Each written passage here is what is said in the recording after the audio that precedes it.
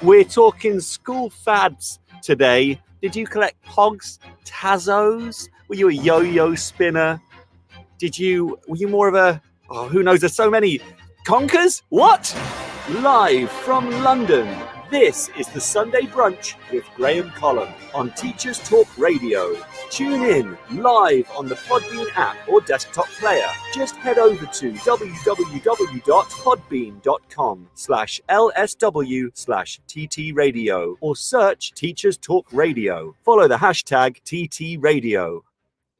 That's right. We're talking conkers today. I know that's going to get controversial. I know it's a sensitive subject for many conkers. But fads in school. What fads did you live through in your school days? What fads have you taught through? What was it like teaching through them? And which fads have a place in our education system? Because I think they do. I actually think more than most fads should actually be allowed, be encouraged, be in the playground.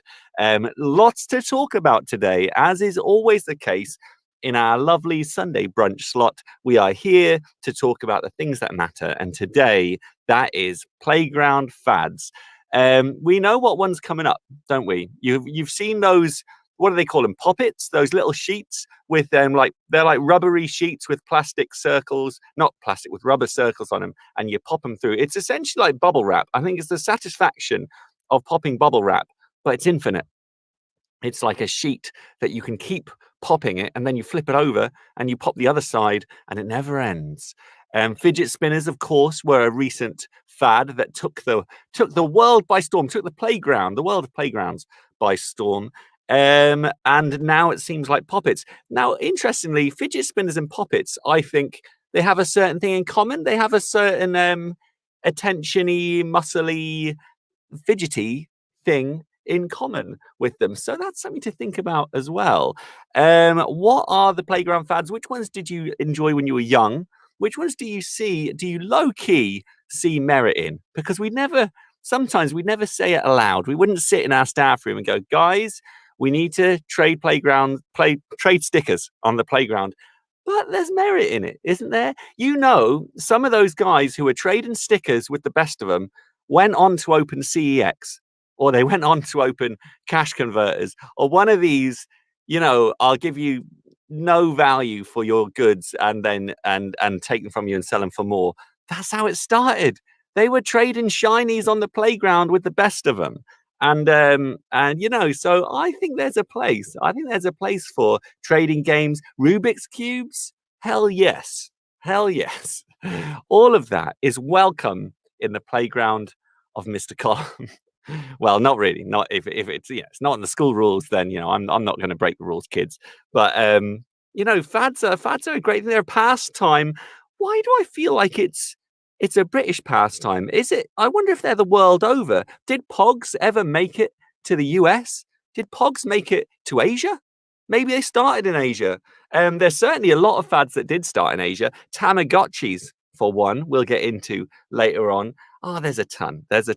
So, welcome to the Sunday Brunch with me, Graham Columb, on Teachers Talk Radio, your one-stop shop for teacher chat, real teacher chat. Live on the airwave. You can interact throughout. You could drop your comments of your favorite fads or what you think of the fads, or if you want to stop all fads ever, you can tell me that live on the air if you're listening now on Sunday live. If not, you might be listening back throughout the week, in which case, enjoy the trip down memory lane, and you can still contact us via Twitter at TT Radio 2021. Or me, you can contact me directly if you want to let me personally know about your favorite fads that might not get mentioned. Then tweet me at Graham Column VO and keep the conversation going, people. It's what it's all about on Teachers Talk Radio, plural Teachers Talk Radio. No apostrophe in teachers, controversially or not. There's no apostrophe in there. So the idea is a plurality of teachers will talk on the radio today about fads. So bring it, people. Welcome. It's exciting. We got a lovely show ahead. We're going to talk. I usually open with a little bit of current affairs chat, but honestly, at the moment, there's a lot to talk about. God knows there's a lot to talk about. it's a little bit overwhelming for me in some ways. It's a little bit, I don't think I can do the conversation justice in a 5-minute whip around. Obviously there's the COVID stuff. I think we're moving into a different phase of that now, so I'm not touching on that at all. But obviously the Afghanistan news is heartbreaking and worrying and concerning, and it's going on. But I have to say, I don't have lots to bring to that conversation, unfortunately. Just sad times really with that. And I hope that these governments get their act together and stop acting like fools. But beyond that, I'm not going to do a deep dive into that because I just don't think I'm the man for the job. Let's see, Mal's bringing it back. Scooby-Doo's. Now, Scooby-Doo / Loopy-Loos in the 80s is what Mal says. Now, this was brought up with me yesterday. Scooby-Doo bands? There's many terms for these bands, and I don't know if each of the terms are for different types of bands, whether it's all an elaborate development on friendship bands. I'm going to get into this later because my wife brought up Scooby-Doo band yesterday. I was like, what on earth are Scooby-Doo bands? She explained them. I was like, oh, they're friendship bands. She was like, no, they have the special purpose. There's also a thing controversially now. Listen, I'm using the term as an adjective to describe a rug, right? But there were things called shag bands, and I don't know the details on them, right? And I'm keeping it appropriate because obviously you would describe a dog as shaggy and a Scooby-Doo bands. So I imagine those are just an extension on Scooby-Doo and his dog brethren. I don't know. All right, there's loads of bands, loads of friendship bands. So I'm leaving. We're going to touch on those later, but there's a ton.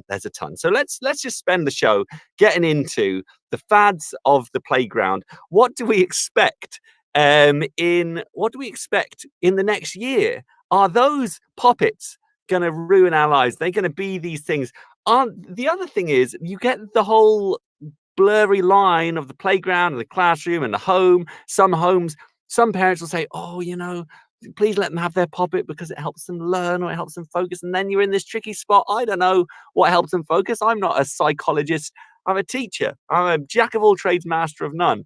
And it's going to happen. You're going to hear about people having them in lessons. Some people can, some people can't. Some parents will say it's a distraction. Others will say it helps appease some kind of sensory needs. What to do, people? What to do when the fads knock on your door, when the fads invade your classroom? What do you do? Mal is in the comments here. Please remember, on Teacher Talk Radio, the comments are live. You can call in to talk fads if you want. And she is telling me all about the Scooby-Doo bands. You bought bits of plastic wires from the sweet shop and made intricate designs to create keychains to give to friends. Yes, indeed. So it sounds like the kind of friendship bands you would have, the little wiry things where you'd weave them in and out of each other. You get multiple colors, and obviously the more awesome colors and designs you get, the better your friend was, the more your friend loved you, clearly, depending on the quality of band that they had. The sweet shop as well. Now, does the sweet shop still rule like it used to? I feel like it doesn't.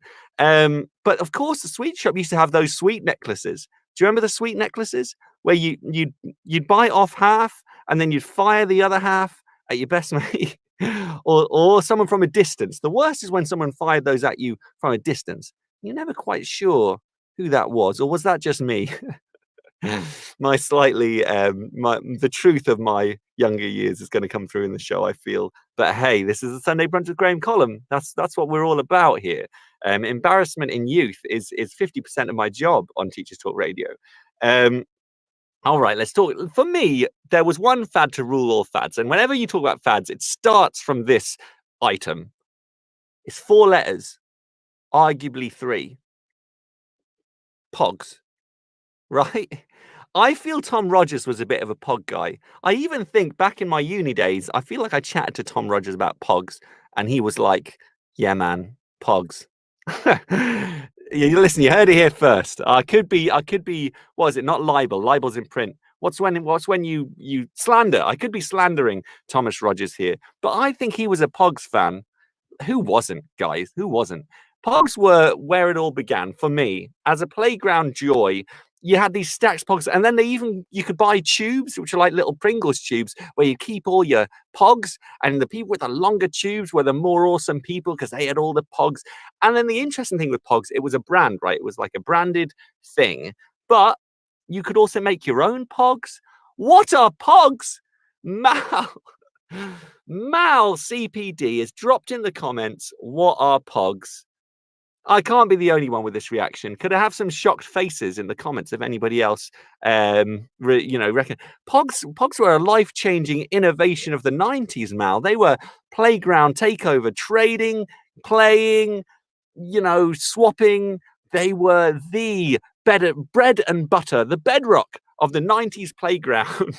Mal, being at uni is no excuse, all right? She says she was at uni. This is why she doesn't know what pogs are. It actually is an excuse because I remember at uni, I totally was off the radar of most things of the world. I remember Christmas surprised me when I was at uni. I was like, oh, it's Christmas soon. That's weird.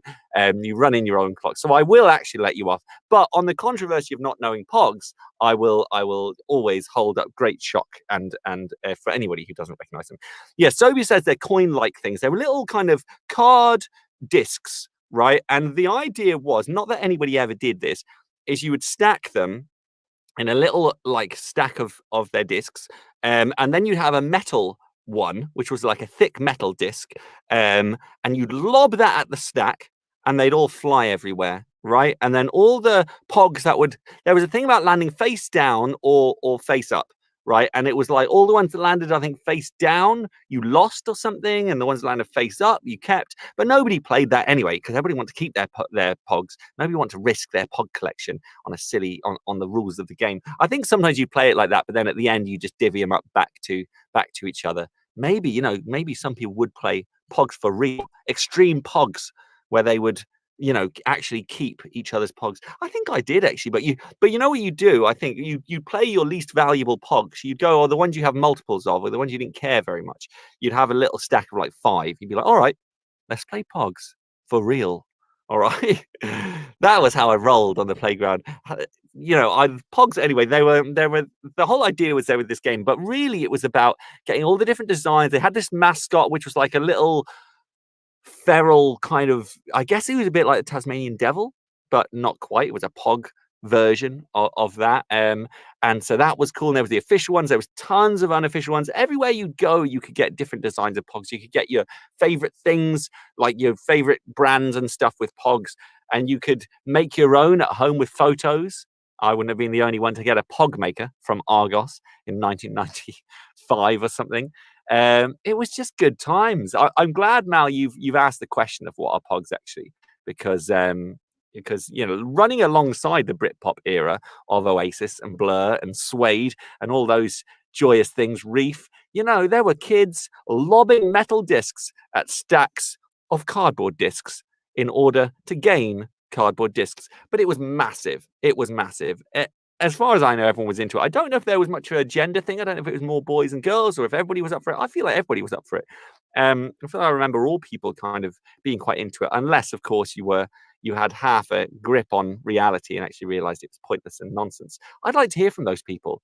If you were above fads at primary school, I want to hear from you. I want to hear how you got through primary school without pogging through the 90s, or what were your fads? Of course, the main questions I'm running to you guys as listeners throughout this is, what were your fads? I have a massive list here of fads, pogs being the bread and butter of my true, whenever I think, if somebody says high school, I'm saying primary school fad, go, my mind is pogs, Tazos.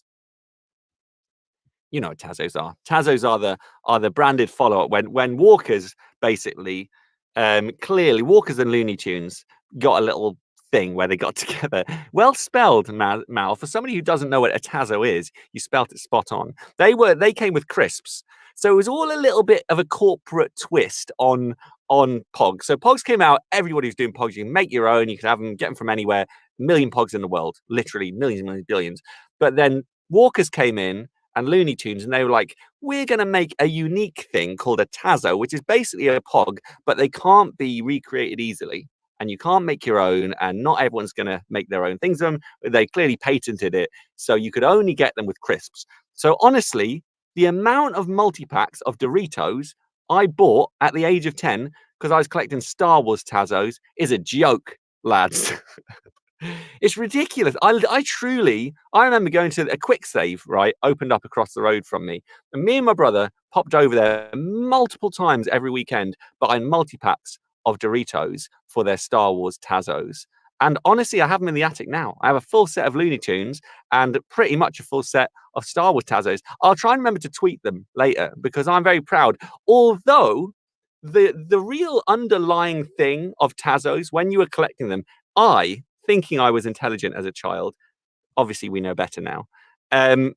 I was thinking they were like collector's things. I was like, these are going to be valuable, people. You can all laugh now while I buy 24 packs of Doritos. But who'll be laughing when I'm a millionaire with a full set of Star Wars Tazos? Go on eBay now and look for a full set of Star Wars Tazos. It's like £3. It cost me more than that back in the day, lads. What a false economy. I'm telling you now. Something's up. I blame Boris Johnson or something. But I spent a silly amount of time paying for crisps for Tazos. I got the full set, apart from the ones that were like exclusive, that were hard to get. Brexit has not helped the Tazo economy. I'll tell you that. Or Pogs for that matter. I don't know. You know what? I've never seen a Pog in the modern world.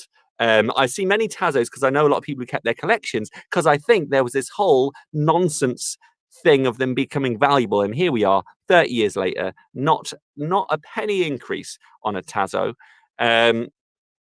So when they gain value, let me know, lads, because I'm going to be a millionaire when I'm like 80. Not even. I'm going to have to pass them down to my kids' kids, and they might sell them for a tenner.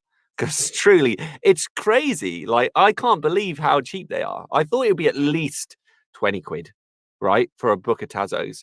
That's why we're friends, Sobia says. Is that to run off my millions when I'm a millionaire from selling my Tazos at age 709? Who knows? I just can't believe they're so cheap. But anyway, so the false economy of Tazos has backfired. Pogs were where it was at because they weren't about economy. They were just about fun, trading, whatever. Selling Tazos. It's no good. I got to get up to my attic later and text out my or tweet out my Tazo collection because it's my pride and joy. Pogs and Tazos. But do Pogs still exist in the modern world? Of course, you can't talk much Pogs now. Mal, being someone who did not relate to the Pogs side of things, do you relate to sticker albums? Did they precede? I'm sure they preceded Pogs and Tazos. Sticker albums, they ran all through like the universe, and they're still going now. When I go to my shop down the road now, there are still stickers being sold there. Sometimes the brands I think, well, I could get on some Mario stickers, sure. I think the Premier League ones are still going. Football stickers were always great. I was the only one in my family to complete sticker albums. My first one being a Power Rangers, Mighty Morphin Power Rangers sticker album. Beautiful thing. It was a mess. By the time I'd finished it, because I'd opened it and flicked through it so much, it was a mess. I wish I'd kept it in more pristine condition, but I had completed it with all the shinies. That's right, lads. Shinies. All the double ones, you get stickers where you get like a quarter of the sticker, and then you have to get the other one, the other one, the other one. Then you'd have the full image. A lot. All right, that's Power Rangers. So there was football stickers. Yes, before Premier League stickers, Mal was seeing the other football stickers as well. Smash Hits had posters and goodies, of course. You would get that. And Top of the Pops. My brother would get Smash Hits. I get Top of the Pops. I feel like I got the better deal out of that. But yes, there were all kinds of weird stuff. I wouldn't say that those magazines were so much a fad. Stickers are, of course. You know what, for me, takes me back to primary school more than anything. I tweeted a thing out this morning of it, but it's a handful of stickers, right? And you sift through them. And the chorus is got, need. And when you have one that you didn't have, you had to announce need, and then you knew we're in business. All right. Then you're into your bartering phase of like, oh, hold on, you need something, hey? Well, how about I'll take 3 of your so-and-sos, this is why I think it kind of has a place on the playground. It's also why people would say it doesn't have a place. But, why not allow young people to trade? Doesn't matter. Doesn't, no one's like, as long as they're not paying money for it, real money, which I could see is a bit weird. Get trading, learn the skills of trading, because there's a lot to be learned. I don't want to be walled out of that community just because some person says kids shouldn't be doing it. I could be learning skills, and I now currently do trade a lot of video games on eBay. I buy and sell and all of that kind of stuff. Maybe that started because of old sticker trading and tags and or Pogs and Tazo trading. who knows? But yeah, I think trading has a place. What do you think? Should trading be absolutely barred because of, sales and business has no place in school? Or is it a skill that actually should be low key embraced? I'm not saying we should be having lessons on it, but I'm just saying the playground, there used to be a line, didn't there? There used to be a line where we'd have the playground and the class. I'm not saying it's a good thing. I'm not saying it's a good thing. I'm well aware it's not good to just send them out and go, off you go, kids. Yes, Lord of the Flies out there, right? We need some kind of control mechanisms. But, only, I guess my nostalgia says there is, Mal said in the comments, it's part of being a kid. This is the thing. I think part of it, as long as it's between friends, decent people who are being nice to each other, as long as they can handle it and not like low key bully each other, I think there's a place for it. I think you can develop skills there. It's a social thing as well. You socially connect. Like I say, I'm saying Tom Rogers was into his pogs. I have no idea whether that's true or not. But we may have socially connected. Oh, dropped my notes there. We might have socially connected in school over that. Right. Let's have a little chilled moment. Oh no, I can't have a chilled moment because I'm re-uploading my tunes. Right. Let's have a not so chilled moment. While I grab my notes from the floor of my little studio area. Live from London, this is the Sunday Brunch with Graham Columb on Teachers Talk Radio. Yes, notes in hand. You're at the Sunday Brunch. We're talking fads, all right? If you've just tuned in, we've talked pogs, we've talked Tazos, we've talked stickers, we're talking the merits of trading. It's all about fads in school. Is there a place for them? Are they good for kids? Are they bad? Should they be banned? Should playgrounds be strictly neutral grounds for all to be embraced? You tell me. We are live from London. This is the Sunday Brunch with Graham Columb on Teachers Talk Radio. Tune in live on the Podbean app or desktop player. Just head over to www.podbean.com/LSW/TT Radio or search Teachers Talk Radio. Follow the hashtag TT Radio. Mouse's aka broom cupboard for my little cupboard under the stairs where I record this lark. I am actually currently drinking coffee from my Teachers Talk Radio mug. Would you believe? Lucky guy. What can I say? Free Teachers Talk Radio mug. Thank you, Tom Rogers, and your Pog fandom. I have a feeling he's going to text me after this, being like, I literally don't know what Pogs are. I totally accused him there. Funnily, on the stickers chat, somebody who dropped this on the comments on Twitter said Panini stickers, like exclusively Panini. Now hold your horses, all right?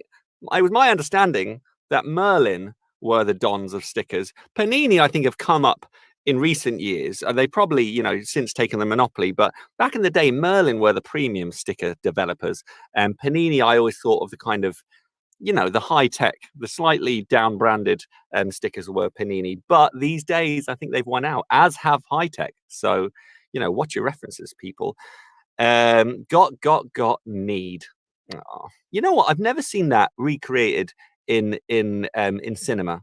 I feel like that would be, if you're doing a British movie set in school, like a Superbad of 90s school in Britain, you need a got, need scene. All right. There's my note for British directors who I know are listening. I know they are. And then stickers have kind of continued. I've never seen them on the playground. I've never really seen kids talk about stickers. Maybe it happens in secret still. I hope so. But from my perspective, what killed stickers was the only Pokemon cards. The Pocket Monsters of Japan made it over here. They're obviously Pokemon, massive brand now. All the video games, all the cards, it all started as trading cards, didn't it? And that was like late 90s. And since then, I feel like stickers were shamed out of the playground in place of Pokemon cards. And now, to be fair, they're all still going. Stickers and Pokemon cards still alive and kicking. And Pokemon cards are valuable. So annoyingly, I had a massive stack of those and thought they don't matter. Bin those. Kept my Tazos. What a fool Graham Columb was as a child, getting rid of his Pokemon cards and keeping his Tazos. Well, we learn the hard way, don't we? We learn the hard way. So there you go. Pokemon cards. Were you a Pokemon card collector? Did you ever get a Charizard? There are, among the fads of when you're a kid and you go through these fads, there are the ones that, like, you don't know whether they're real or not. Do you know what I mean? There's a handful. When I was writing down all these fads, there was a handful of like, was that a thing? The newest one of those, the reason I'm talking about that is because I was thinking about Charizard in the Pokemon. So I'd always hear about the shiny Charizard, but never saw a shiny Charizard. You know, they were so rare, and I spent a silly amount on those. And that was the problem with Pokemon. There was a money barrier. With stickers, it was like 25 pence a pack, done. These days, they're probably like £1 a pack. Okay, good. But they were kind of accessible for most people with pocket money. You could get a packet of stickers and get in on the conversation. And this is the other thing. There were some fads that were like financially exclusive and other fads that were inclusive and wholesome. And we're going to talk about some of those later. But Pokemon cards were kind of exclusive. Like you could get a packet once a month for like a fiver, which would have a handful of cards in. But really, if you wanted to get into it seriously, it was expensive. And yeah, good marketing tactic, Sobia says in the comments. Very true. And slightly concerning, because when people really jump on, obviously everyone's making money from these fads, but when they really jump on them, it's not so good. So there was the mythical Charizard shiny, which I still to this day have never seen. I'm sure I could Google it on eBay, but I bet it goes for a ton. On eBay. Anyway, it certainly went for a ton on the playground. You know, you'd be trading a lot of cards and shinies and probably sweets as well if you wanted to get a look in at your Charizard. Honestly, I don't think anybody would give away their Charizard. Come on, let's get real, people. But the mythical ones, right? Let's talk about the little aliens. The little aliens and eggs. Come on. If you know about the aliens and eggs, I want to hear about it from you right now. They were little, like they weren't even rubber. They were like this spongy, squishy, slimy kind of, a bit like stress ball. They were made out of gooey ones. Sobia says gooey, the gooey ones.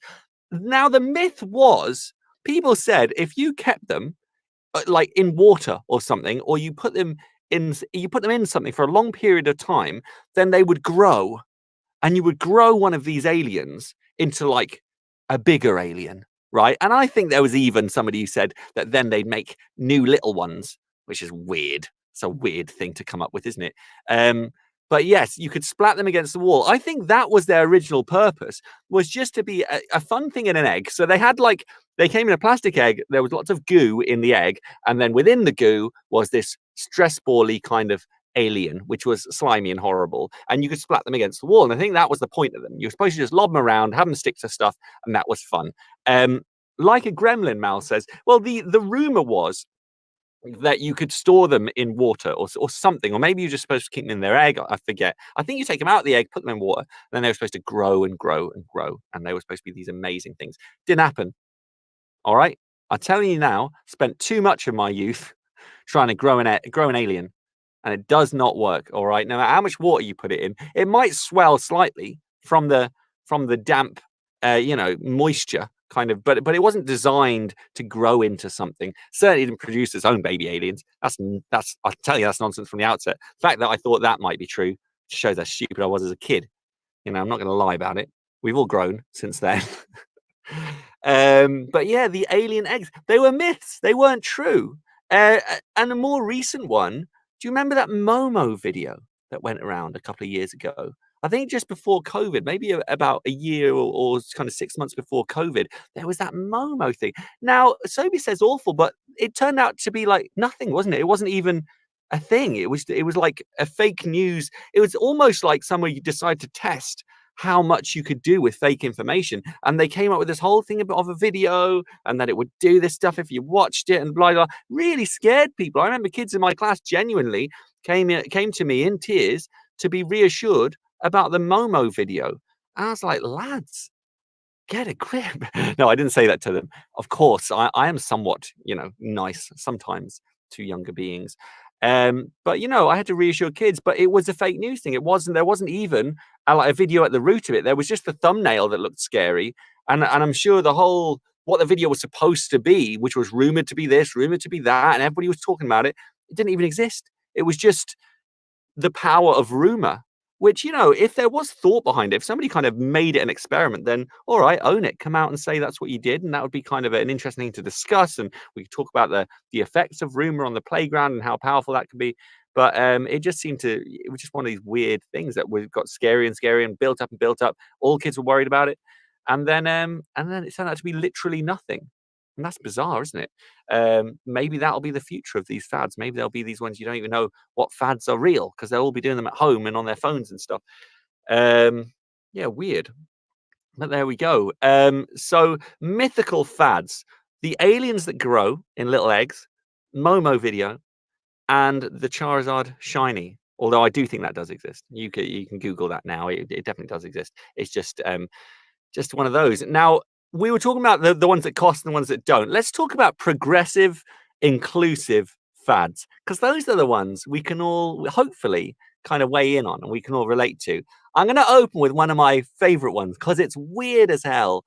And a kid did it in my class the last year, and he did it loads. If I say the S, do you know what I'm talking about? The fad that was the S. I'd love it if in the comments someone could drop, if they think they know what I'm talking about, the S. What might I be talking about? It's free for all. Anyone can have a go at it. You can do it now while you're listening to Teachers Talk Radio. The S was like the S. So it was basically you draw like 3 lines parallel to each other on a page, and then below it you do another 3 lines parallel to each other. And then you draw like diagonals to those lines in a way that made this like diamond shaped S. What the hell was that? Like, why is that a thing? Why were they doing that when I was a kid? And a kid in my class this year still doing it. Sophie says she did it. I did it too. I don't have a clue why. What does it stand for? Stupid, if you ask me. Oh, crazy times. What on earth are we thinking with that S?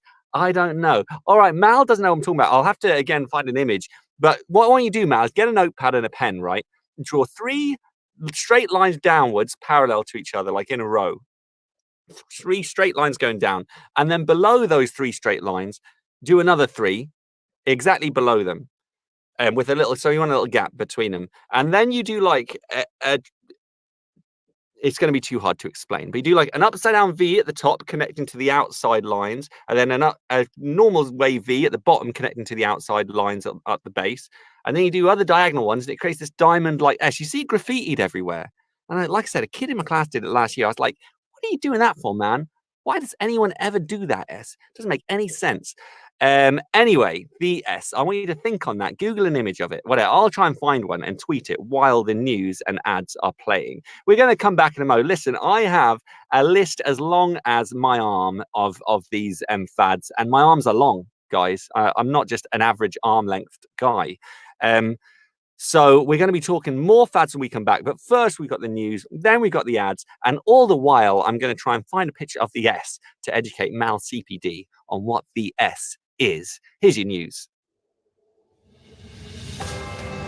This is Teachers Talk Radio. And this is Teachers Talk Radio News.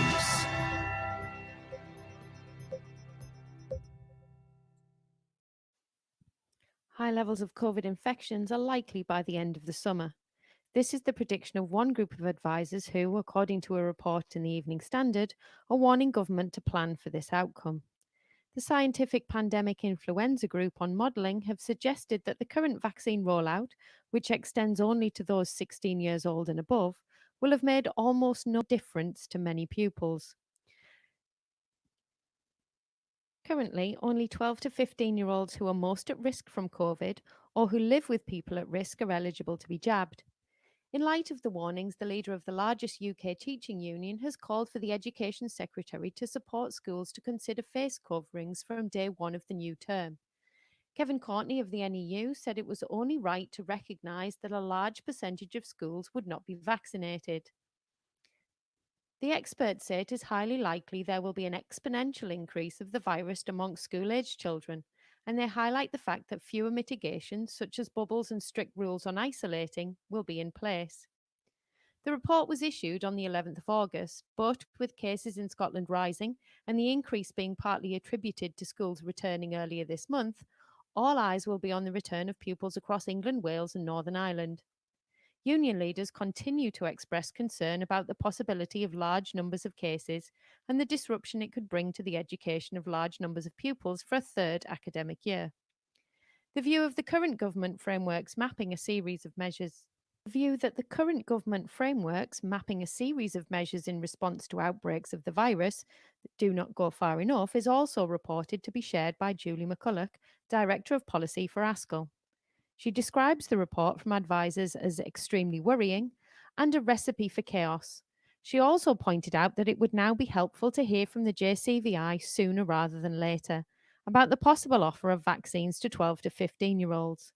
In Scotland, the Scotsman newspaper is reporting that health services are ready to move quickly if the go-ahead is given to vaccinate some under 16s. This is as Scotland recorded 6,835 cases in the 24 hours to Friday, a daily record. In other news from Scotland, the opportunity to become head teacher of the UK's most remote school is now available. Ruth Stout, current head of Fair Isle Primary, has spoken to the TES about stepping down as head of the school, which is the most geographically remote inhabited island in the UK. The school currently only has 3 pupils on roll, but offers places to all children up to the age of 12. In a TES Scotland podcast, Ruth Stout discusses the highs and lows of being a head teacher on such a small island, one that is most famous for the intricate knitwear which shares its name. Anyone wishing to apply for the post should have flexibility in mind, as multitasking is common for both staff and pupils, and island life can be unpredictable and challenging. However, Mrs. Stout was quick to point out that many experiences you just wouldn't get anywhere else. This has been your Teachers Talk Radio Weekend News. Every teacher loves stationery, right? Imagine getting a selection of fun, beautiful and unique stationery items designed and selected especially for teachers, delivered through your door every month. You need to check out teacherslovestationery.club. I'm always so excited when the box arrives. It's such a treat. My Teachers Love Stationery Club box is just a little treat to myself every month. It's always full of delightful and surprising items, including some really good quality stationery brands like Faber-Castell and Stabilo. And because you never know what you're going to get, it makes it even more fun and special when you get it. It feels really great to be supporting a family business that's run by real teachers. I can't help feeling like they just know what I'm going to enjoy using stationery-wise better than I do myself. Visit teacherslovestationery.club and enter the code TTRadio when you buy your first stationery box to save £2 today. teacherslovestationery.club. Live from London, this is the Sunday Brunch with Graham Columb on Teachers Talk Radio. So what habits summed up your time in primary school and secondary school? What were you caught doing on the playground, rightfully or not? Were you, trading pogs and tazos, stickers, Pokemon cards? Perhaps you were dabbing. Hopefully not. You might have been drawing the S. Growing aliens? We are live from London. This is the Sunday Brunch with Graham Columb on Teachers Talk Radio. Tune in live on the Podbean app or desktop player. Just head over to www.podbean.com/LSW/TT Radio or search Teachers Talk Radio. Follow the hashtag TT Radio. Yes, welcome to the Sunday Brunch with myself, Graham Columb, on Teachers Talk Radio, your one-stop shop for chatting with teachers in the world about things that matter. Most importantly, whether you can grow aliens in little eggs by putting them in water. The answer is you can't. All right? You can't. I don't know why that took off in schools in the UK. Now, saying about schools in the UK, in the room is a good friend of mine, the wonderful Helen Van Riel. Great to have you here, Helen. But you bring an important and different perspective to this conversation because you, of course, have spent many of your younger years and your current years in the country of America.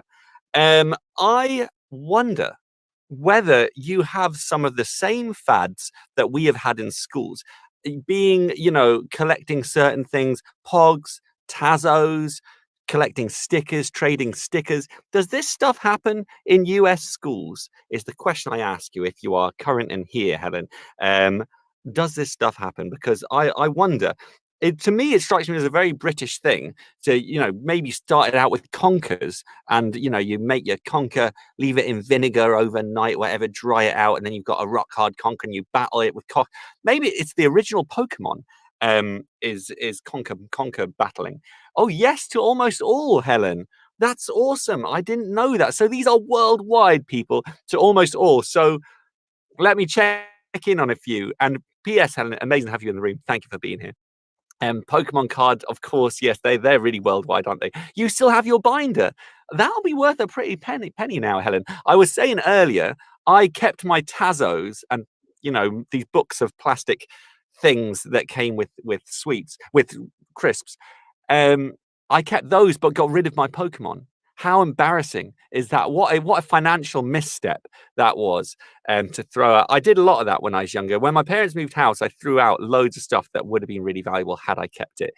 So foolish young Graham. Many, many times he pops his head up on this show. We're currently talking about the free and inclusive fads that there were. One of them was drawing the S. If you don't know what the S is, it's now on my Twitter. I found it. I posted it at Graham Column VO. That's the S. And for some reason, it is more resilient than diamond and vibranium. All right.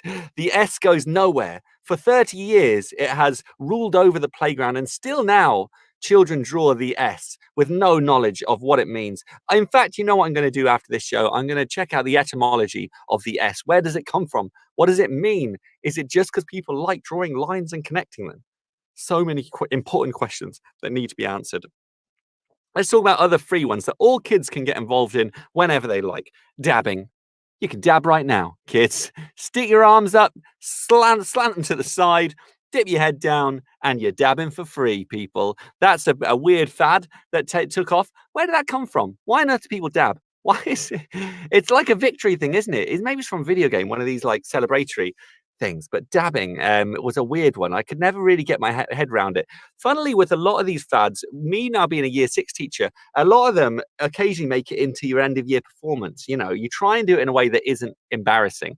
But we had like when fidget spinners were massive, going back about 5 years now, my first year in year 6, in the end of year performance, we had a fidget spinner dance, which was amazing. It was one of my proudest moments, actually, as a year 6 teacher, where they coordinated. They all brought in their fidget spinners and had this run around, swirly dance moment, all celebrating their fidget spinner obsession. So fidget spinners, they were a thing as well. As I said, they're similar to these pop-it kind of sheets that you get now, where people, a bit like bubble wrap, they pop through these rubbery discs to kind of have a sensory response. The same with fidget spinners, they had that weight and balance element to them, sensory. So you have these sensory fads that kick off. That seems to be what defines recent fads.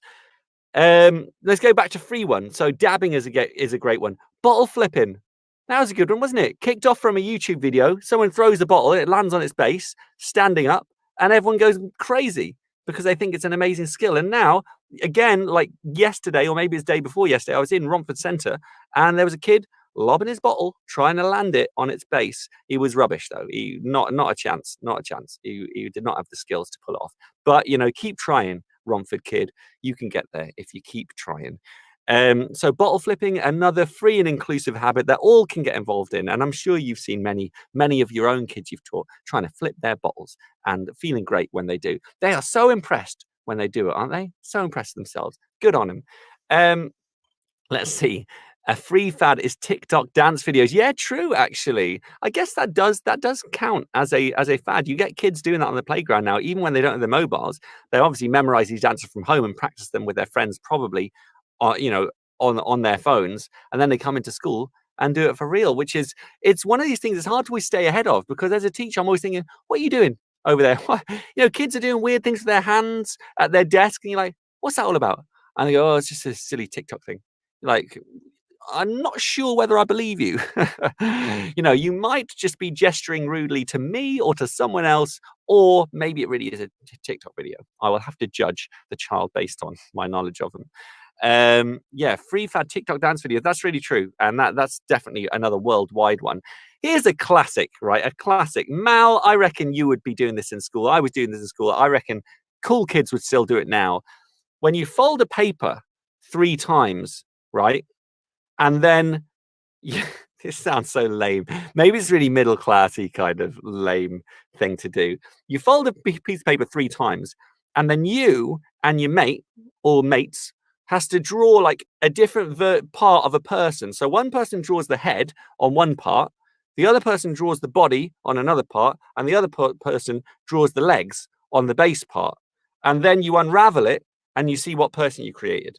So you might have like the head of like a lizard and the body of a spaceman and the legs of a teacher or something like that, you know, and that'd be a humorous, it's a wet play activity. Do you know what I mean? You don't know what you're going to be chatting about, you know, the latest Sonic game. What are you going to do? Yeah, let's split paper into 3 pieces and draw the different seconds of a person and see what we make, you know. Classic banter in the life of Graham Columb. The chatterbox thing, Sobi's saying, well, I did have that written down. Chatterbox is, of course, where you fold a bit of paper into like a little pyramid-y kind of thing in a grip in your hands. You open your hand, you close your hands, you open them another way, you close them again, and then you ask a question or something. And then I don't know, these chatterboxes have the answers, don't they? They tell you numbers, or you pick a number and then you do another thing. And then you find out the meaning of life. I don't know. Chatterboxes were classic, though. I don't think I ever created a chatterbox. To think about doing that seems complicated to me right now. I think I was always I was more of a receiver of chatterbox participation. If you asked me to create a chatterbox right now, I don't think I could, if I'm honest, which is probably quite an embarrassing thing to admit. But yeah, I was more of people would come to me, oh, pick a number. Well, I don't mind if I do. 7. Less than 5. You know, I'm sure there was a limit to the number you could pick. But anyway, chatterboxes, good times. Did anybody do that drawing with the 3 sections, or is that just me? All you'd have to do, because so you'd have like a long piece of paper and you'd fold it 3 times, but you'd mark on like the connecting lines. So you'd mark like the width of their arms and go, right, that's as wide as I can draw, and then it would all connect. Oh, good. Sobi did it as well. Sobi, you sound like you had a wholesome childhood just like me. I wonder if we must have grown up in the same kind of era or whatever.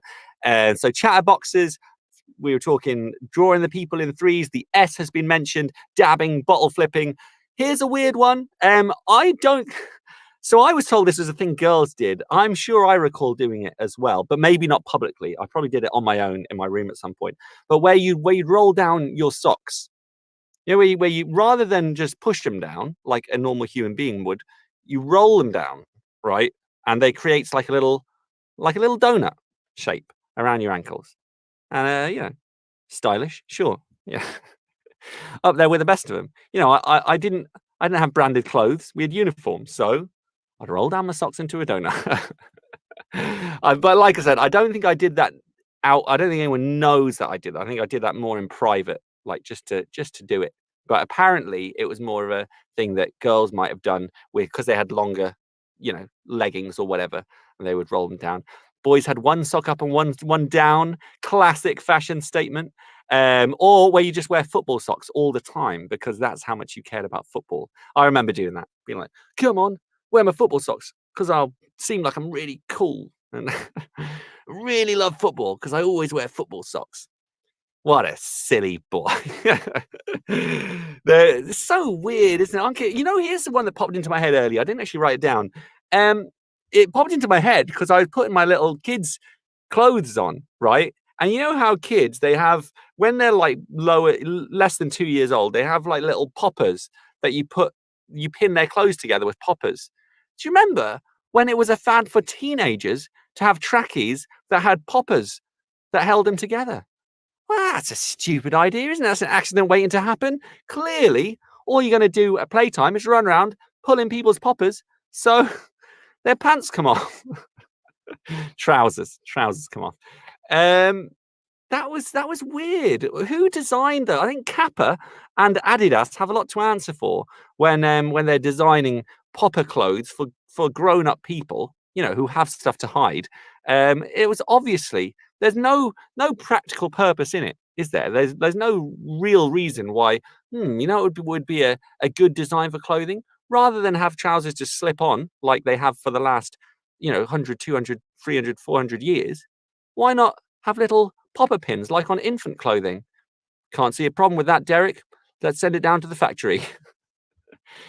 Yeah, let's make them just for teenagers as well. Just in that age where they're super mischievous and curious about people's bodies. Let's make them all wear popper clothes, which are really easy to unpop.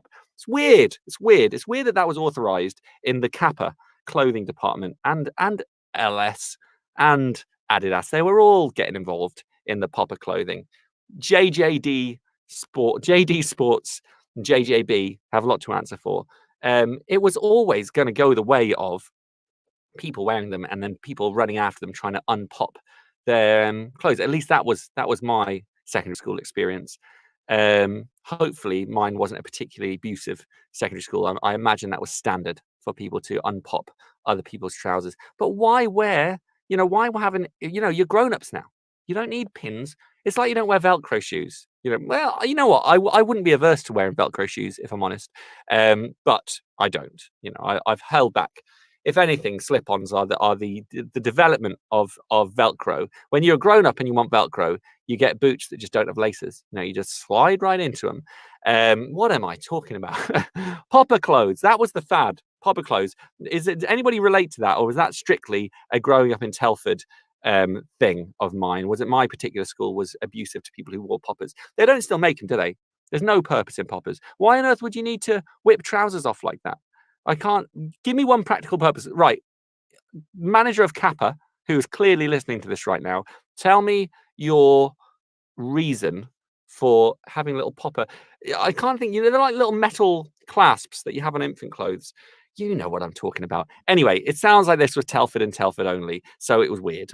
Sorry, world, for letting you know about that one.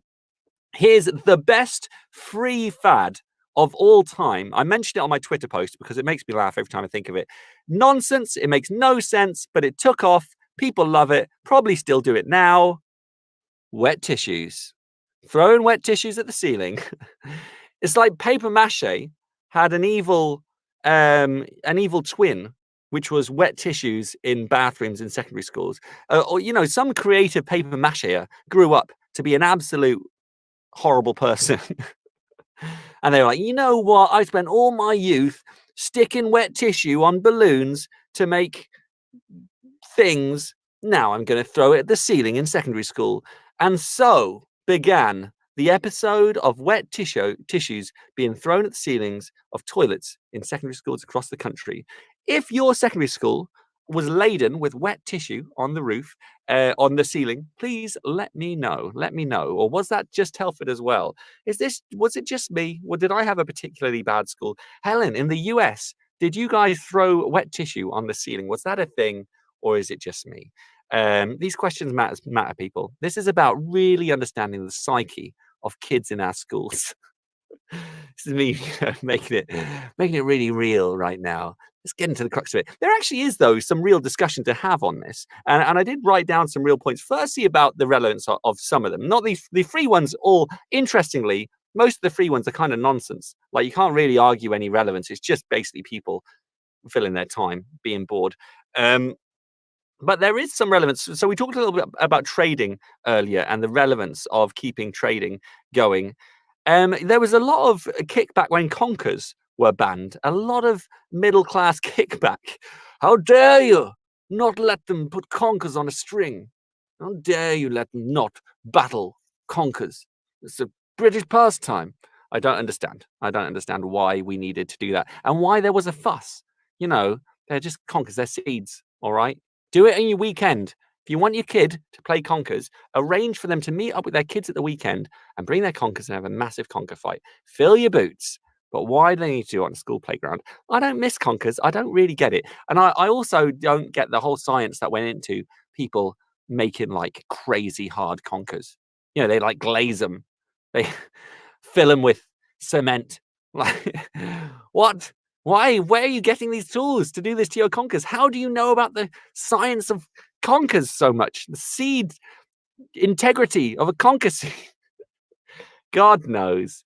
But obviously, if you're living in the city, you weren't playing with conkers. And that was the problem. It's a very middle-class hobby and one of those weird things that people kick back about. No one cares. No one misses them now that they're gone. No one's like, oh, you know what this playground needs? Conker battle in the corner with a vinegar glazed conker. Madness. We talked so just so you know, let's catch people up a little bit. We're coming up to the hour, which means Graham's Shame is on its way. And of course, I have a themed Graham's Shame, which is a weird one actually, this week. But anyway, we talked about the fake fads such as aliens growing and Momo. We've talked about the classic fads, Pogs, Tazos, stickers, Pokemon cards. We haven't talked about Tamagotchis or Furbies yet, but you know, we'll see if we get to those.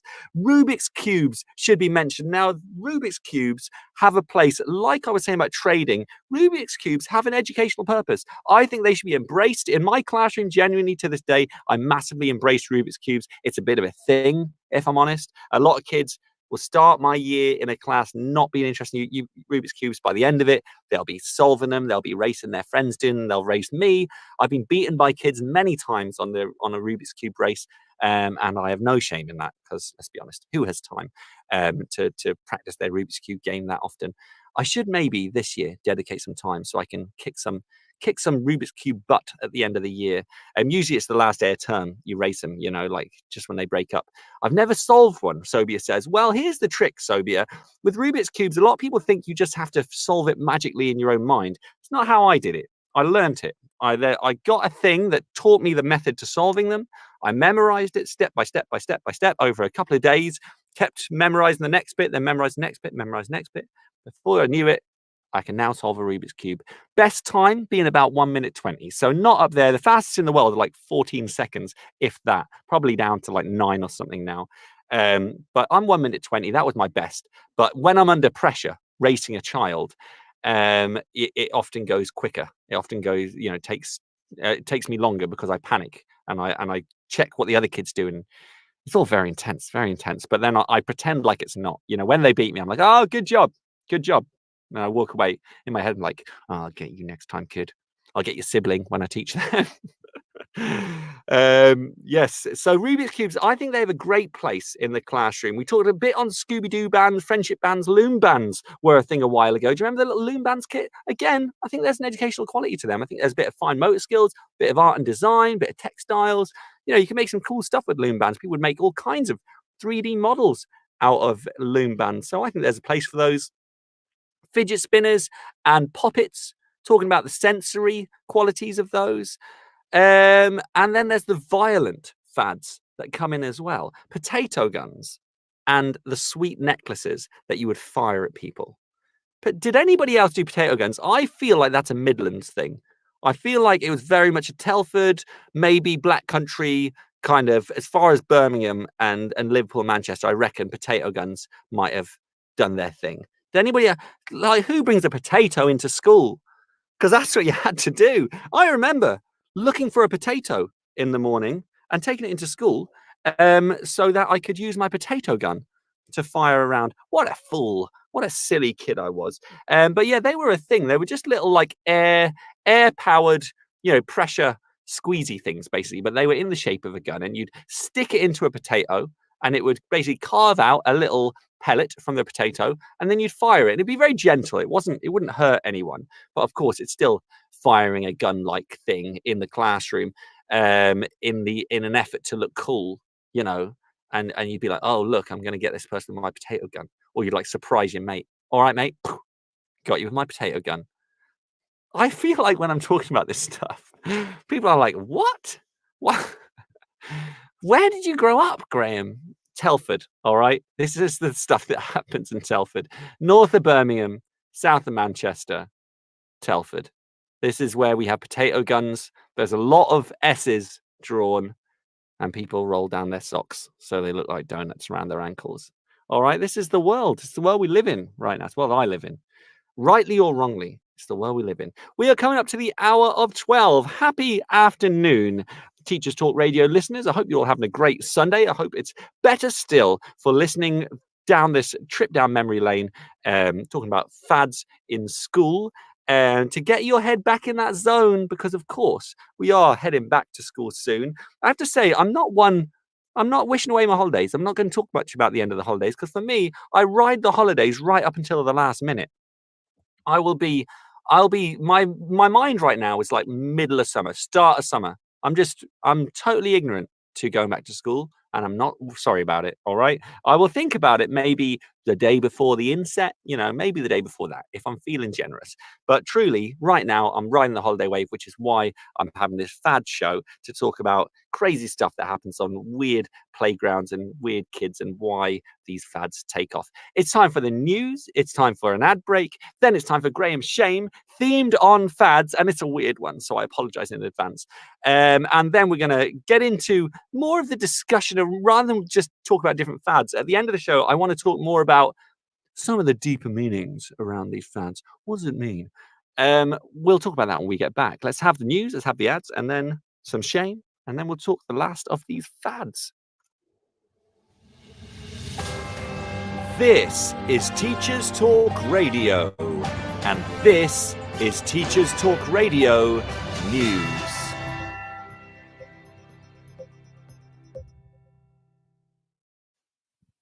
High levels of COVID infections are likely by the end of the summer. This is the prediction of one group of advisors who, according to a report in the Evening Standard, are warning government to plan for this outcome. The Scientific Pandemic Influenza Group on Modelling have suggested that the current vaccine rollout, which extends only to those 16 years old and above, will have made almost no difference to many pupils. Currently, only 12 to 15-year-olds who are most at risk from COVID or who live with people at risk are eligible to be jabbed. In light of the warnings, the leader of the largest UK teaching union has called for the Education Secretary to support schools to consider face coverings from day one of the new term. Kevin Courtney of the NEU said it was only right to recognise that a large percentage of schools would not be vaccinated. The experts say it is highly likely there will be an exponential increase of the virus amongst school-aged children, and they highlight the fact that fewer mitigations, such as bubbles and strict rules on isolating, will be in place. The report was issued on the 11th of August, but with cases in Scotland rising and the increase being partly attributed to schools returning earlier this month, all eyes will be on the return of pupils across England, Wales and Northern Ireland. Union leaders continue to express concern about the possibility of large numbers of cases and the disruption it could bring to the education of large numbers of pupils for a third academic year. The view that the current government frameworks mapping a series of measures in response to outbreaks of the virus that do not go far enough is also reported to be shared by Julie McCulloch, Director of Policy for ASCL. She describes the report from advisors as extremely worrying and a recipe for chaos. She also pointed out that it would now be helpful to hear from the JCVI sooner rather than later about the possible offer of vaccines to 12 to 15-year-olds. In Scotland, the Scotsman newspaper is reporting that health services are ready to move quickly if the go-ahead is given to vaccinate some under 16s. This is as Scotland recorded 6,835 cases in the 24 hours to Friday, a daily record. In other news from Scotland, the opportunity to become head teacher of the UK's most remote school is now available. Ruth Stout, current head of Fair Isle Primary, has spoken to the TES about stepping down as head of the school, which is the most geographically remote inhabited island in the UK. The school currently only has 3 pupils on roll, but offers places to all children up to the age of 12. In a TES Scotland podcast, Ruth Stout discusses the highs and lows of being a head teacher on such a small island, one that is most famous for the intricate knitwear which shares its name. Anyone wishing to apply for the post should have flexibility in mind, as multitasking is common for both staff and pupils, and island life can be unpredictable and challenging. However, Mrs. Stout was quick to point out that many experiences you just wouldn't get anywhere else. This has been your Teachers Talk Radio Weekend News.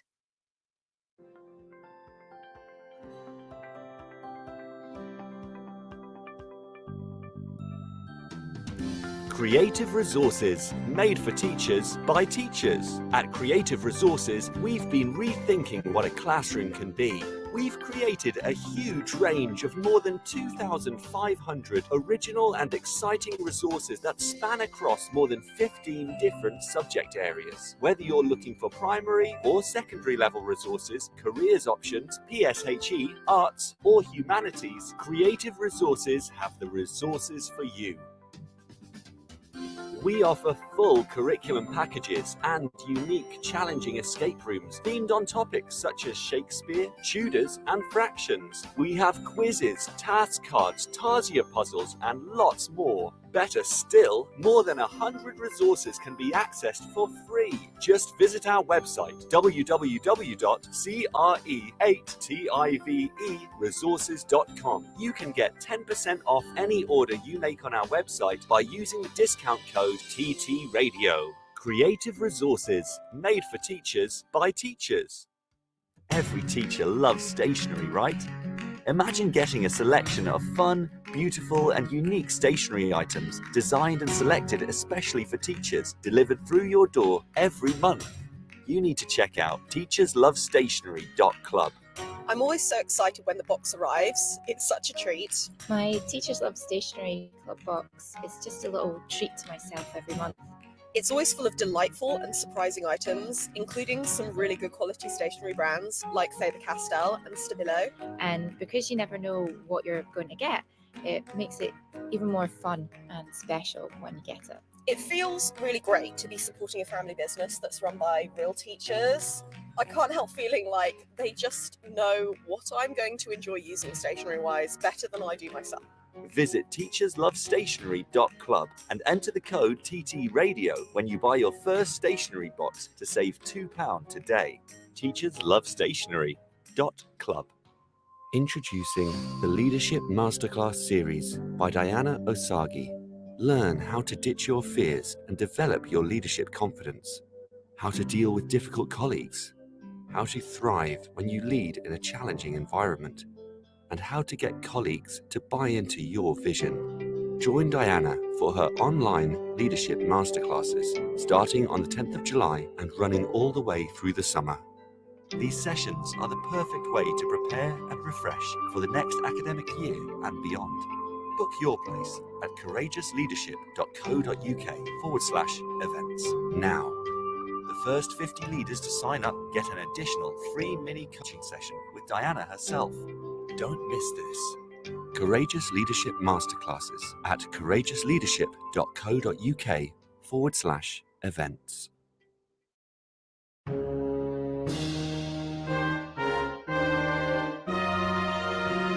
Graham's Shame! Yes, this week we've been talking about school fads that have hit your school's playground or your own playground when you were growing up. What were kids doing when you were growing up to fill their free time? One weird thing I was doing is then going to make up this Graham Shame this week. Graham Shame is a part of the show. I let you know something I've done in my life that's pretty rubbish, so you can feel better about your life. If you haven't done it, you can feel great that you haven't done it and you're not as silly as I am. If you have done something similar, then you can at least relate and say, I'm not alone. Graham is also foolish like myself. And we can feel better and move on. So Graham Shame, this was right towards the end of my time in year 6.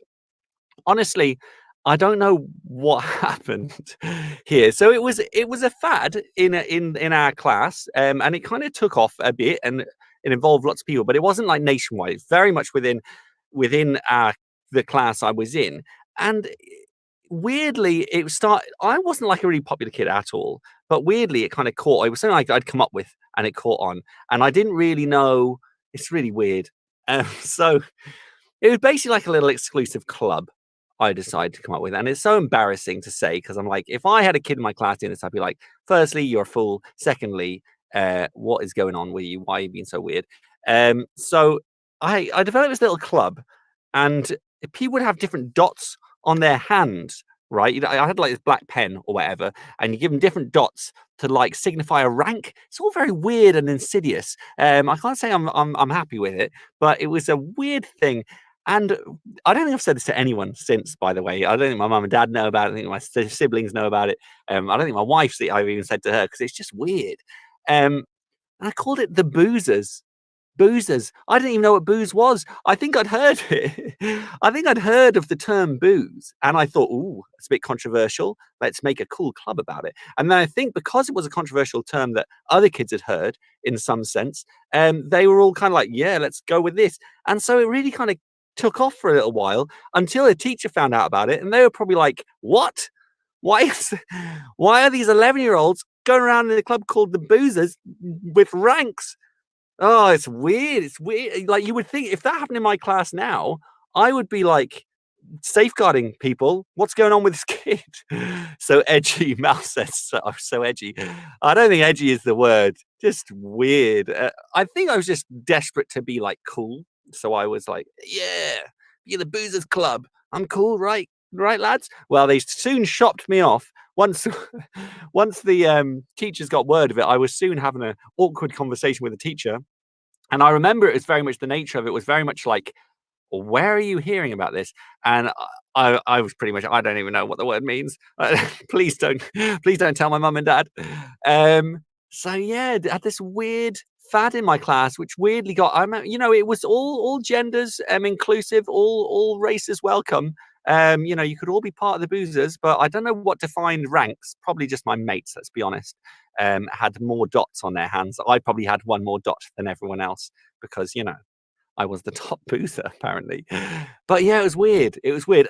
I remember it being right towards the end of year 6 because I think I got away with it a little bit. I think they decided, let's not make more of it because they're all going home in a couple of days and we won't see him again. So let's just chalk it up to Graham being a fool, which clearly is what I was at that time.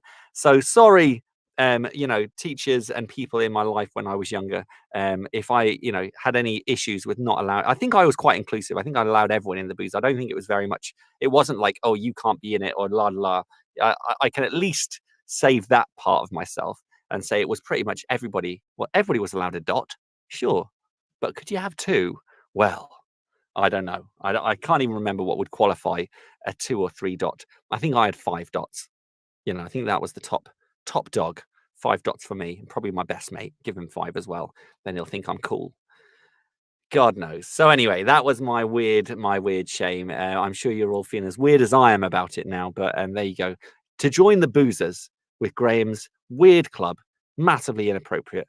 And yeah, apologies. And thanks, primary school, for not telling my mum and dad.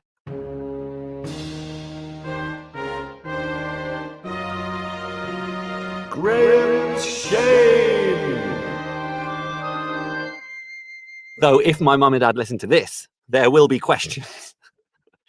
Let's call out that school. How dare you not tell us? Yes. So who knows? So what I want to talk as we head towards the end of this show, I want to talk about some of the skills that we got from these fads, some of the things that do have a place in our playgrounds or might have a place in some context. Let's talk about the trading, right? You remember the trader types, the ones who are really good. So you'd be going through your packs of cards or stickers, got, need. I need that one. Oh, you need it. And then they would prey on that and they knew what they were doing. They'd be like, right, I'll take that one. And they'd come up with a really ridiculous list of things they want. You'd be like, that's ridiculous. I'm not going to give you all of those. And then they take like 1 or 2 off. Then you think, oh, they are being reasonable. And then you'd give them your cards, you'd trade your thing, you'd have your one, but you'd always walk away feeling like you'd been mugged off, right? And like I said earlier, these people have clearly gone on to start up CEX or cash converters or these stores where they basically do that in the real world and just make loads of money off it. You bring in 10 video games and they go, right, I'll give you a tenner and sell them each for 20 quid each, a pop. These things happen. But is that a skill? I think trading is a skill. I think it should be embraced because I think that's enabling kids to have a skill that they can choose to then have when they're older. But that is just my opinion. And this is Teachers Talk Radio. So I'd love to know what you think. And please call in, text in, drop comments on the Podbean app or click the round grey icon to call in and let me know what you think about trading on the playground. Is it healthy or should it not be? Thank you for the like, Hannah in the room there. Appreciate that. But yeah, the trading thing was always interesting because there were ones who were better at it than others. I was not. I was always just wanted the thing, and so I give loads of things away, and then I'd walk away like, oh, that was silly. Now I regret my decision. But a deal's a deal. You never go back on it. That's the laws of the trading world that we learn in primary school. Always did me out good stuff though. My brother, I remember one time we had an N64 and he brought like 12 games. He traded like 12 games for one like expansion pack. It wasn't even a game. It was just boosted the power of the console a little bit. 12 games he did. I was not happy when he told me about that. But there we go. These trading things, they exist, and it's a skill perhaps. Maybe one we would do better to learn, and maybe we'd have more, entrepreneurial minded kids if we allowed that kind of stuff or embraced it in some way. In our school we have a little apprenticeship, and not apprenticeship. We have like The Apprentice. Like there's a little series of lessons that they do in some year groups, which are like The Apprentice. They come up with a company idea and all of that. Could that be mixed in a little bit? Maybe not. Why do certain fads catch on is the other thing. What is it appealing to within us? Because clearly there's some kind of, it might be rebellious, it might be because it's a grown-up skill, bandwagon effect, Sobius says. Is it just that though? Is it just that? There has to be, I think there's something about collecting. There's something to be said about collecting things, even when like you can never get the whole amount. Say like Pogs, there was always millions upon millions of designs of Pogs. Like you weren't trying to get them all, but it was just cool to have lots of something. Maybe it's that element of kids just wanting to own something. But I'd love to get into it a little bit. Obviously, some of them are just people trying to be rebellious, like throwing wet tissue on the ceiling. I'm not going to look into that one. I don't think there's any deeper meaning to that. I think that's just people bored, maybe exercising some kind of look. I can be naughty. I have power. Sure, I throw wet ceiling I throw wet tissue at the ceiling. Sure, step back. I'm cool. It's like the Pokemon game recently, catch as many as you can. Yes, indeed. There's so many hundreds of Pokemon. Pokemon are still, like kids in my class in year 6 will still sometimes talk about Pokemon. That wave is still being, after all these years. Well done the Pokemon brand for keep adapting, keep changing their branding and changing the way it looks so kids still think it's cool. Like if for some reason it hasn't gone out of fashion. There are some really funny ones. The film helps, Mal says. Yes, indeed. It's all advertising. But then there's also the element of companies, branded fads versus not branded fads. And I would argue the not branded fads are more powerful. For example, fidget spinners and Pogs, far more powerful than Tazos or Pokemon is probably the exception. Pokemon is an incredibly successful brand, but generally, in my list that I have here, the brands are less popular than the unbranded ones. Furbies were a big brand. Obviously, Rubik's would be a big brand. Kinder Egg toys have always tried to breach, to become the brand. But I don't think they've ever quite made it, Kinder Egg, because they change all the time. It's like, are you collecting the turtles? Are you collecting the little cars that you put together? I don't know. Too confusing, Kinder Egg. But there's someone out there who's collecting them all, who's like number one fad is Kinder Egg toys for sure. Those popping things are the new fad, Mal says. Yes, indeed, poppets. Poppets are the new one coming in. So I reckon this time next year, we'll all be so sick of those poppets. But with poppets and fidget spinners, is there a sensory thing about those? Could those be learning aids? Or are they just one of those things that people are going to say they're learning aids and they're going to drive us all mad and they totally don't help? They're just basically allowing kids to have toys in the classroom. It's a fine line, isn't it? Who are we to say? I'm not a trained sensory psychologist-y person who knows about that kind of stuff. So maybe, what do you think? Fidget spinners and poppets in the class, should they be in or should they not? Is it the same as having a toy in, or do some kids benefit from having a little bit something to fidget with, something to occupy their muscles while they're learning? What do you think? This is Teachers Talk Radio. You can drop your comments live on the air as we go. Tamagotchis make it. You know what? The other thing is a lot of these have made a comeback. Tamagotchis are on the comeback. Rubik's Cubes are on the comeback, at least in my own class. I reckon Furbies will be soon. I reckon we can mark those for, say, 2 years from now. I reckon Furbies will be on the comeback. Yo-yos. There's an easy joke here. The fad of yo-yos just keeps going and coming back and going and coming back and going and coming back. Like a yo-yo, innit? Because that's what yo-yos do. Anyway, so yo-yos, they were big when I was young. Somebody mentioned, what was it? X-brain yo-yos. And I thought, wow, I hadn't heard that term for so long, but instantly I was like, those are those yo-yos that go down and then they stop at the end of their wire. How did that even work? What wizardry would allow a yo-yo to spin while being at the end of the line?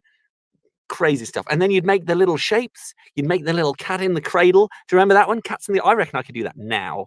Give me a X-Brain yo-yo. Although I have to say, there is a knack to it, because in recent years, I have had one of those yo-yo things and I couldn't get it to stay down. I just kept botching it. I was like, I used to be a pro at this, man. I used to be a pro at cat in the cradle, X-Brain, yo-yo, swingery things. Again, though, yo-yos were unbranded. Nobody, went to one place for a yo-yo. You just got them wherever you got them. And they were incredibly successful.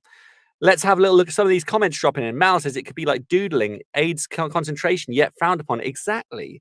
Should it be allowed? I don't see why not. Unless it causes problems for me directly in my classroom, I'd say try it. Tamagotchi always died, Sobia says. Listen, speak for yourself, Sobia. I worked hard for my Tamagotchi. The problem was school with Tamagotchis, because you're like, I have to leave it now for 7 hours. Godspeed, young hamster digital bear thing. Good luck to you. And then you come back home. Oh, it's hungry. Feed it. Who knows? That time when the Tamagotchi had a later bedtime than me. I remember that, because that was when you had your Tamagotchi time. And the thing is, Tamagotchi, what was clever with Tamagotchis, unlike Game Boys and stuff, they were so small, you could take them to bed and no one would know. Just pop them in your pajama pocket. I'm going up to bed, Mum. Oh, that's very good. You're very good putting yourself to bed, at this time. Yes, thank you, Mother. I'm going to bed. Sneak out the Tamagotchi. Hello. Let's go on a walk, my digital buddy. Yes, indeed. Cute kid Graham. I don't know about that. The boozers wouldn't agree with that. Oh man, life as a child. What a weird place. So we talked potato guns and sweet necklaces. Were sweet necklaces a friendly thing, or did you fire them at people you didn't like? I can't quite remember. I just remember them being fired. I think I'd fire them every now and again, but then I didn't quite have the bravery to fire them at people I didn't know very well. So I'd probably just fire them at the floor. No, knowing me when I was younger, I'd probably stand amongst people and just fire them at the floor. And if I was feeling brave, at my best mate or something. We talked about the free fads. They were good. And then we have a few others. There was also a really good comment on Twitter I want to talk about. Here's the most middle class fad I could think about. Pig Latin. Do you remember that? That might have just been me in some weird, my younger years, when my older siblings were in some, I don't know, some well-to-do school or something. Ipsnay on the Ixnay. I don't know what that stuff meant. The closest I've come to understanding it is in a Kanye West song, and I can't repeat that because it's offensive. But the Pig Latin is probably, I think, the most ridiculous high school fad. Smelly pencils and rubbers. Good times. Now, there were a few. I don't know whether these are real or not. So listen, I put these to you guys as listeners. Did these happen in your experience of school? Because to me, they sound ridiculous. My wife said these. I was like, that's not a thing. That was just you. Did you ever put your crisp packets in an oven to make key rings? What? That's apparently a fad. Apparently you put crisp packets in an oven so they shrivel down and become all compressed and then make key rings out of them.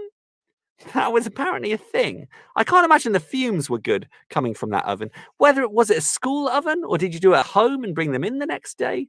I don't know. Buy a key ring. We couldn't all afford a key ring, Mal. We could only afford a packet of crisps after we spent all our money on Tazos. You got to do something with the Doritos. But apparently that was something. Crisp packets in the oven to make key rings. Here's another one. Sobia says no, but baked paper for old school look. Oh yes, of course. Tea stain. You would tea stain the paper and then put it in the oven, and it would look like you do a letter, like a pirate letter or something. Aha, the pieces of 8 are in the garden, something like that. Yes, indeed, I remember that. That was good times. I would still do that now. In fact, I will do that with my child when he's a bit older. Here's another weird one that I hadn't heard about. Yes, Mal says the history teacher. Oh, she's a history teacher, so saw this often. You're good kids. When they'd come in with tea stain paper, you'd be like, yeah, you're awesome. Here's another one from the wife that I had not heard of and is very bizarre. They take the ball out of an ink cartridge, right? So, you know, in like fountain pens, whatever, you get the ink cartridges and they'd have a little widget in them. They take the ball out of those and pretend they were their babies. Never heard of it. That was new to me yesterday, and I have to say, it's concerned me a little bit. That one would be a safeguarding one for me. Why the little transparent plastic ball is your baby? Okay, and you're all doing this, lads. Right. Apparently, that was among my wife and some of her friends. I think it was just them, but she says no, it was a thing. So I put it out there on the Teachers Talk Radio airwaves. Was it a thing to take the ball out of ink cartridges and say it was your baby? Because to me that sounds really weird. One school, which these people said on Twitter today, you Mal says I don't believe it. Kids these days, am I right? One school this morning said they went through a paintball fad in their school, and so there was just like neon splashes around the school, pink here, yellow there. That sounds great. Paintball should have kicked off. Why has that not been a fad? Probably because paintballs are hard to find. Like, where I wouldn't know where to get paintballs from. So that's probably why that hasn't kicked off. But there will be a time somebody sells paintballs in a more common shop. And I tell you now, once paintballs are easily available from Romford, that's going to kick off. So I think that's a fad. I don't know if anybody here plays Splatoon. So it's a game on the Nintendo, you know, the latest Nintendo consoles, and that is what school playgrounds could look like. So I'm saying no more. Were any banned at your school? That's what I'm curious on, as we were in the last few minutes now. Any of these fads banned? What I know, Bulldog is always a game that was banned. Stink bombs. Oh yeah, I forgot about those. Those were awful. No one enjoyed stink bombs. You know, like the kids who would do them would think it was funny, but even they wouldn't enjoy it. They'd either run away before they could smell it, or they'd be there in the smell. So joke's on you, kids. They were the worst. I agree. They were horrendous. Stink bombs have no place. I didn't get them neither. They didn't smell like anything. So it wasn't like, oh, it smells like someone's farted or it smells like someone's pooed or something. It doesn't smell like that. It just smells like sulfur. It smells just like chemicals. Get it out. It was horrible. Always in the science department. Poor old science teachers. I bet they were sick of it. I always hated when you get into a secondary school lesson, someone would like go around, you'd hear the rumor go, oh, someone's going to let one off like later. And you'd be like, oh, lads, please don't. Please don't. Massive water fights in the local park. That's a wholesome pastime, Mal, to have massive water fights.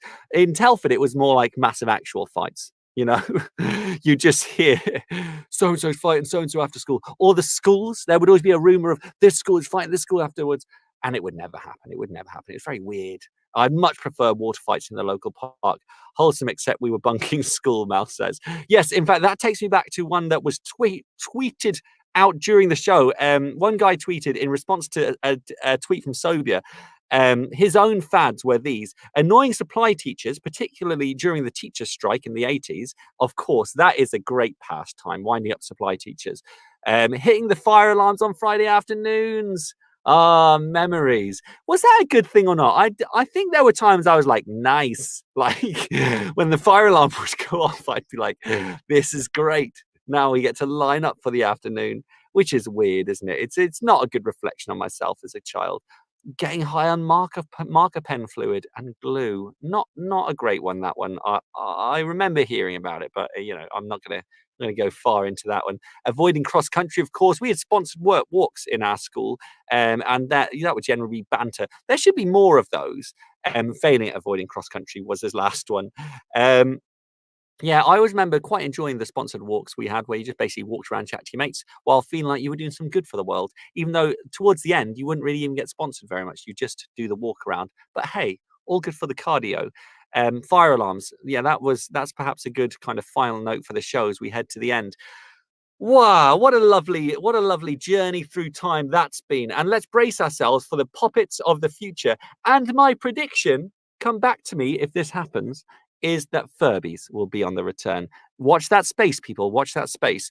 And we are at the end. Thank you, Mal. I'm glad if you enjoyed the show. I very much enjoyed talking it through with you all, enjoying the vibe of these shows these days. That has been the Sunday Brunch with me, Graham Columb. You're listening to Teachers Talk Radio.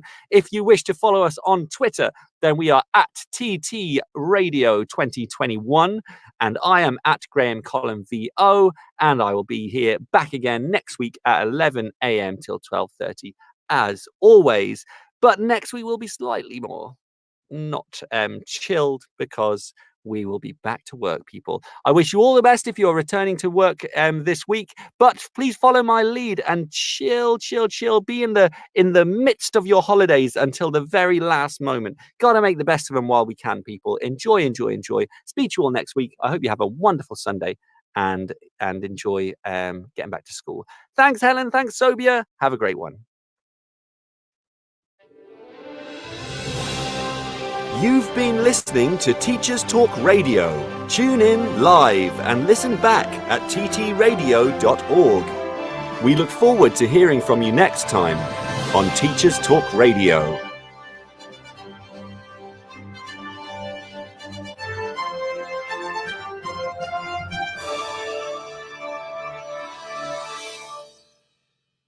If you ever feel sad, just do a little dab for you.